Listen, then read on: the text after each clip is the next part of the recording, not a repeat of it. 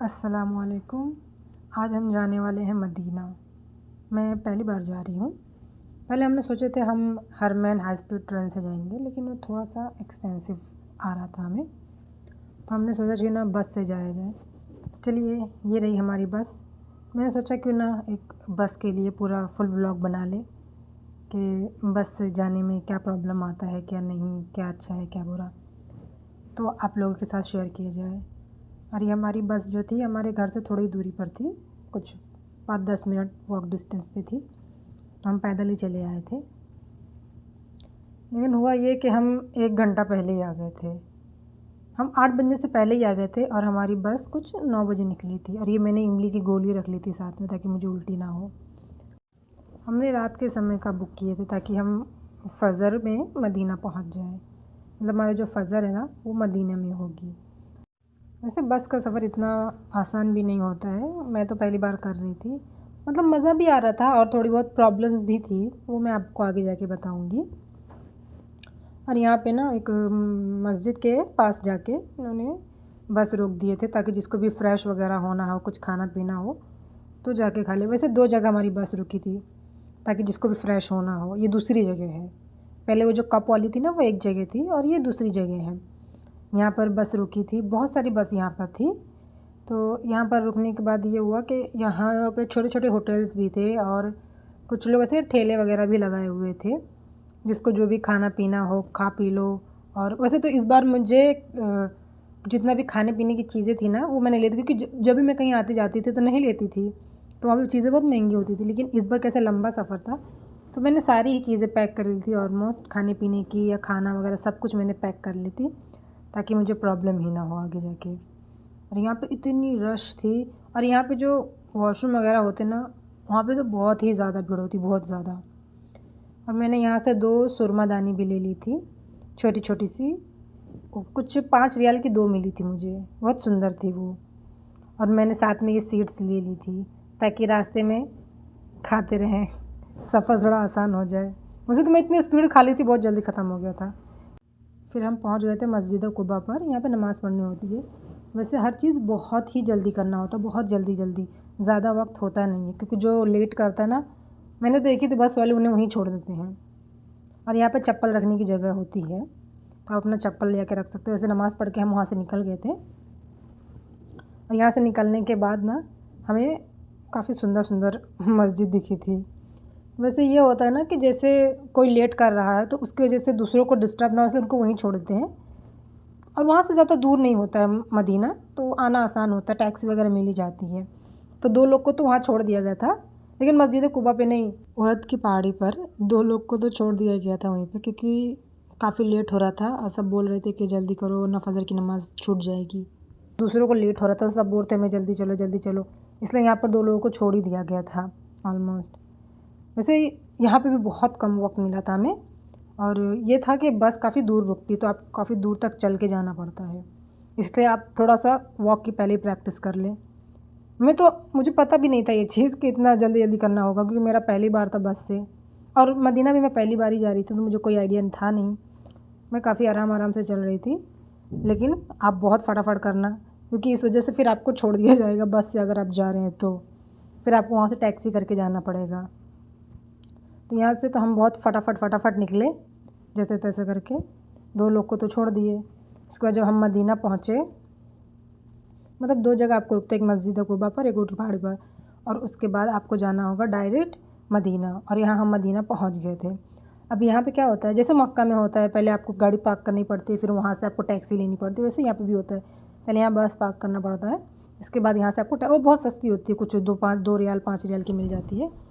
लेकिन बहुत सारे लोग पैदल ही जाते हैं यहाँ से, मतलब यहाँ से भी कुछ 5 मिनट की दूरी पर था मदीना। तो हम लोग सोचे चलो हम भी पैदल निकले थे, लेकिन ये बहुत बड़ी गलती किए थे। आप ऐसी गलती मत करना, क्योंकि ये हुआ ना कि हम पैदल जाने के चक्कर में हमारी जो फ़जर की नमाज़ थी ना, बहुत सारे लोग की छूट गई थी। मेरी खुद की छूट गई थी। कई लोग को 1 रकात मिली थी, कई लोग को वो भी नहीं मिली थी, मुझे तो नहीं मिल पाई थी। तो इस वजह से आप मत करना, आप डायरेक्ट वहाँ से टैक्सी ले लेना। और ये जगह बहुत सुंदर थी, बहुत ही ज़्यादा सुंदर थी। फाइनली हम मदीना पहुँच गए, और ये फ़जर का वक्त है, और ये सुबह सुबह का मॉर्निंग व्यू मैंने सोची थी ना छतरी खुलते वक्त मैं वीडियो लूँगी, लेकिन मैं नहीं ले पाई। उस वक्त मैं फ़्रेश होने चली गई थी, इस वजह से मैं ले नहीं पाई थी। लेकिन जितना वीडियो में दिख रहा है ना, उससे कहीं ज़्यादा सुंदर है, बहुत ज़्यादा। यहाँ पर ज़रूर जाना चाहिए इंसान को, हर इंसान को। ऐसी जगह इतनी ज़्यादा सुंदर, मेरा तो वहाँ से आने का मन ही नहीं कर रहा था। लेकिन हमने कोई होटल वगैरह बुक नहीं किया था, तो हमें मजबूरन आना ही पड़ा। पहले हमने सोचे थे होटल बुक करेंगे, लेकिन फिर ये था ना कि दूसरे दिन मेरे हस्बैंड को जॉब पे जाना था सुबह-सुबह, तो टाइम भी नहीं था। लेकिन सबसे इम्पॉर्टेंट चीज़ कि आप रियाजुल झरना का जो परमिट होता है ना, वो पहले ही बुक कर लीजिएगा, क्योंकि हम पहले तो हमें इस चीज़ पे ध्यान ही नहीं गया। जब हम वहाँ गए और बुक करने लगे तो अपॉइंटमेंट ही नहीं था कोई, तो इसलिए आप पहले ही बुक कर लेना। और जो मेरे पीछे आप देख रहे हो 28 नंबर गेट, यहाँ पे सिर्फ़ औरतों को ही जाना अलाउड था नमाज़ पढ़ने के लिए, यहाँ पे आदमी नहीं जा सकते हैं। वैसे ये चीज़ मुझे बहुत अच्छी लगी थी, यहाँ पे मतलब सिर्फ़ औरतें ही जाकर अंदर नमाज़ पढ़ सकती हैं, वहाँ कोई भी आदमी नहीं होते हैं। एंड फिर 4 बज गए तो हम वहाँ से निकल गए। अभी हुआ ये कि हम रात भर जागे थे, फिर दिन भर जागे थे, तो इस वजह से ना मैं जब जुमा की नमाज़ पढ़ रही थी तो मेरी आँख बंद हुई जा रही थी, क्योंकि मैं नमाज़ ही नहीं पढ़ पा रही थी। मेरे आस-पास 2 ना लेडीज़ थीं, वो थिंक मेरी मम्मी से ज़्यादा उम्र की थी थोड़ी बहुत, तो मैंने उन्हें बोली थी कि मेरी आँख जैसी लगेगी ना, आप मुझे जगा देना। हालाँकि मैं जाके वज़ू बना के फिर से आ सकती थी या मुँह धुल के, लेकिन होता ये है कि जगह चली जाती है। और मैंने मस्जिद के अंदर ही नमाज़ पढ़ी थी, जो 28 नंबर गेट के अंदर है, तो इसलिए वहाँ पर ना बहुत ज़्यादा रश थी, बहुत ज़्यादा। और यहाँ पे 10 बजे ही सब आना चालू कर देते हैं जब जुमा की नमाज़ के लिए, तो इसलिए ज़रा भी जगह नहीं होती है वहाँ पर। इसलिए मैं जैसे तैसे करके अपनी नींद को रोक रही थी, क्योंकि रात भर नहीं सोई, फिर दिन भर नहीं सोए। और फिर ये हुआ कि हम सोचे चलो हम बस में जाके बैठ के थोड़ा सोएंगे। तो ऐसा हुआ कि वो जो बच्चा था, हमारे बाजू में बैठे थे एक फैमिली वाले, वो बच्चा इतना ज़ोर-ज़ोर से फ़ोन चलाया था रात भर, उसकी वजह से हम रात भर भी नहीं सो पाए। हमारे जस्ट बाजू में ही था वो, और ऐसा नहीं था, बहुत छोटा बच्चा था, अच्छा खासा बड़ा था वो। तो वो रात भर तो फ़ोन चलाया, उसकी वजह से हम नहीं सो पाए। फिर वहाँ पे कोई रेस्ट की जगह होती नहीं है, लेकिन वहाँ पे क्या होता है ना, जब जहाँ नमाज़ वगैरह पढ़ते हैं वहाँ कारपेट बिछे होते हैं अंदर, तो वहाँ पे कुछ लोग लेटते हैं, हम भी लेटे थे। लेकिन वहाँ पे कुछ आदमी लोग ऐसे थे, पता नहीं लोग किस नीयत से जाते हैं मदीना, मुझे तो समझ ही नहीं आता वो लोग। मतलब ऐसे कोई फैमिली वाले नहीं थे, वो ऐसे अकेले-अकेले आदमी थे, बिना फैमिली के, ऐसे कुछ 4, 5, 6 लोग, 10 लोग, ऐसा ग्रुप था उनका। तो उन्होंने क्या करते, जहाँ भी कोई लेडीज़ वगैरह दिखती, फैमिली वाला दिखते, जहाँ पे औरतें, वो जाके वहीं बैठ जाते थे। तो इतने बेगैरत लोग मिल जाते हैं हर जगह। और वो कुर्ता पजामा पहने थे, कुछ पटियाला टाइप का, और ऐसा नहीं कि वो टीनेजर थे, वो आराम से 30, 35, 40 की एज के थे वो लोग।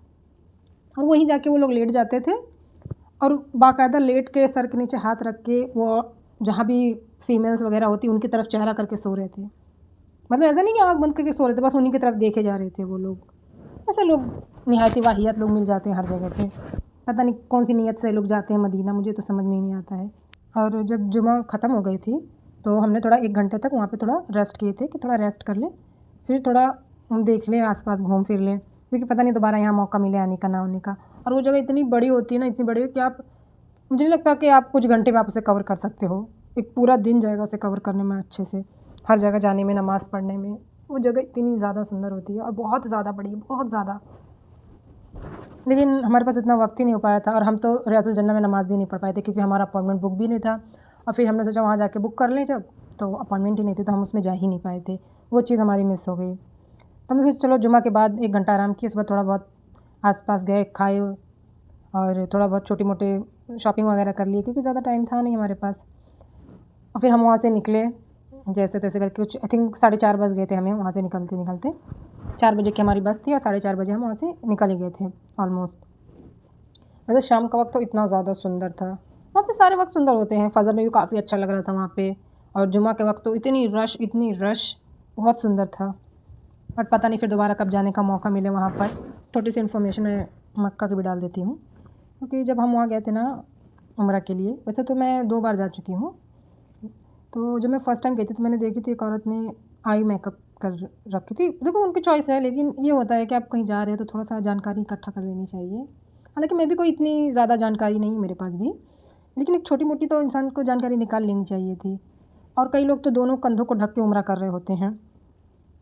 और यहाँ तक कि खुशबू लगाना भी नहीं चाहिए जब आप उम्रा के लिए जा रहे होते हैं। और उसने तो आईलाइनर वगैरह लगा रखी थी, कई आदमियों ने तो दोनों कंधे ढक रखे थे। और हाँ, अगर स्पेशली अगर आप उम्रा करने जा रहे हो तो स्पेशली औरतों के लिए ये बात मैं बोलना चाहती हूँ कि आप काँच की चूड़ी बिल्कुल ना पहनें।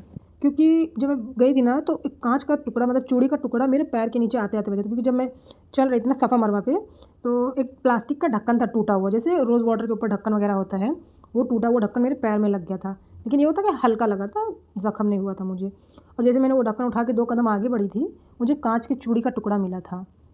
देखो उम्रा वैसे भी हो जाएगा, ज़रूरी नहीं कि आप चूड़ियाँ पहन के ही रखें, चूड़ियों से कोई लेना देना नहीं होता उम्रा का। लेकिन कोशिश करें कि आप अगर आपको चूड़ी पहनना है तो आप कोई प्लास्टिक वगैरह की पहन लें, लेकिन प्लीज़ काँच की ना पहन के जाएँ उम्रा के वक़्त। और मदीना भी ना जाए तो अच्छा है, क्योंकि यहाँ इतनी रश होती है ना, सब चीज़ें टूट भी जाती टकरा कर, तो वो दूसरों के पैरों में लग जाती है। हालाँकि वहाँ सफाई करने वाले हर वक़्त रहते हैं अवेलेबल, वो हर वक़्त ज़मीन साफ़ कर रहे होते हैं। लेकिन कई बार ऐसा होता है कि वो हर जगह तो नहीं पहुँच सकते ना एक वक़्त में, तो दूसरों को लगने का चांस होता है। क्योंकि जैसे पहली बार मैं गई थी तो मेरे को काँच के टुकड़े लग गए थे, लेकिन ये हुआ था मतलब लगने से पहले मैंने देख ली थी, सॉरी। तो मैंने उसे दोनों ढक्कन को और काँच के टुकड़े उठा के पर्स में रख ली थी, ताकि किसी और को ना लगे। और बहुत सारे ऐसे लोग थे जो उम्रा कर रहे थे, उनकी चप्पल वगैरह टूट गई थी ना, तो उन्होंने चप्पल को वहीं छोड़ दिए थे। वो आते-जाते सबके पैरों में लग रहे थे, वो उससे गिरने का भी चांस रहता है। जैसे आपकी चप्पल टूट गई है, तो आप उठा के हाथ में ले लीजिए, या फिर वहाँ जो डस्टबिन वगैरह होता है वहाँ डाल दीजिए, क्योंकि इससे दूसरों को दिक्कत हो जाती है। और इतना रश होता है वहाँ पे कि कोई इंसान अगर गिर जाए तो उसे कितनी चोट लगेगी। आप वहाँ नमाज़ पढ़ने जा रहे हैं, नेकी कर रहे हैं, उम्रा करने जा रहे हैं, तो थोड़ा-सा छोटी-मोटी चीज़ों पे भी ध्यान दे देना चाहिए। इससे कुछ नहीं जाएगा आपको। काँच की चूड़ी ना पहनें, और अगर चप्पल आपकी टूट जाती है तो वहाँ फेंक के ना आएँ, क्योंकि दूसरों को प्रॉब्लम हो जाती है उससे।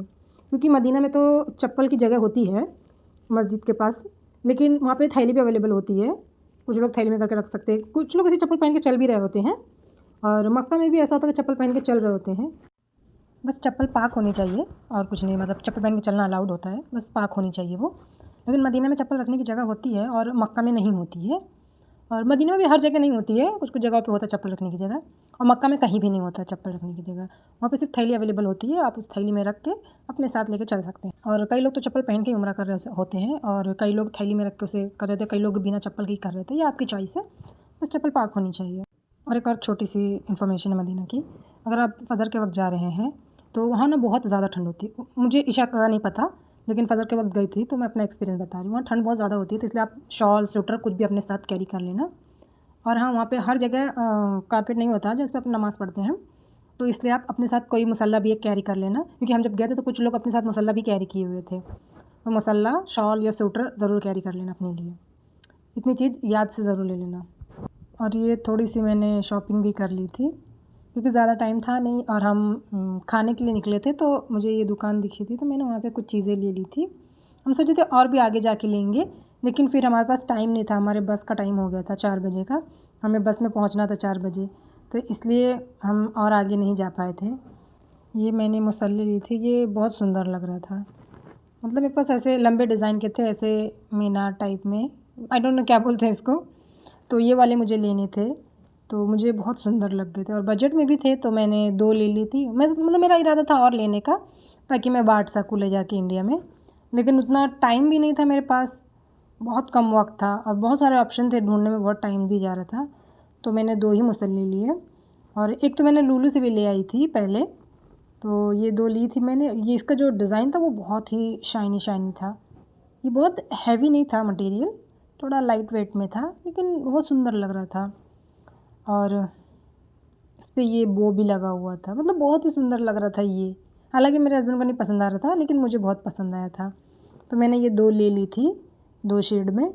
और वैसे 2 पाउच ली थी मैंने, एक अपने लिए और एक गिफ्ट के लिए ली थी। और ये तस्बीह वैसे सेम प्राइस में और भी तस्बीह थी डायमंड वाली, लेकिन मैंने वो ली नहीं, क्योंकि वो कपड़े में फँस जाती। और जब ये मक्का गई थी मैं, तो वहाँ से ली थी। ये तो बहुत ही सस्ता मिला था मुझे, 2 रियाल में। छोटे-छोटे बच्चों के मुसल्ले थे। मैंने सोची थी ना 5-6 ले लूँगी, लेकिन उस वक़्त क्या हुआ था कि जो हमारे पास छुट्टा पैसा था नहीं, मतलब था, लेकिन हमें पता नहीं था कि हमारे अंदर पर्स में छुट्टे पैसे हैं। तो हमें जो 4 ही रियाल के हमने 2 मुसल्ले ले लिए। हम सोचे आते वक़्त छुट्टा करवा लेंगे वहाँ से, क्योंकि उनके पास छुट्टे होते नहीं, जो फुटपाथ लगाते हैं ना मक्का के बाहर, छोटे-छोटे ऐसे साइकिल पे या फिर ऐसे ज़मीन पे वो लोग बेच रहे होते हैं। और वो मतलब उन्हें अलाउड होता नहीं है, पुलिस आती रहती है, उन्हें भगाती रहती है, तो इसलिए वो बहुत घाई-घाई में बेच रहे होते हैं वहाँ पर। जैसे आप जा रहे हो उम्रा के लिए, आपको दिख गया तो आप फटाक से खरीद लेना, क्योंकि आप अगर ये सोचो कि रिटर्न आते वक्त मैं इसे ले लूँगा, तो नहीं ले पाएंगे। क्योंकि जब मैं पहली बार गई तभी भी ऐसा हुआ था, दूसरी बार भी गई थी तभी भी ऐसा हुआ था, क्योंकि वो लोग एक जगह पे अवेलेबल होते नहीं हैं। मतलब अभी यहाँ पे दुकान लगाए हैं, हो सकता है जाते वक्त मिल गए, आते वक्त नहीं मिलेंगे आपको।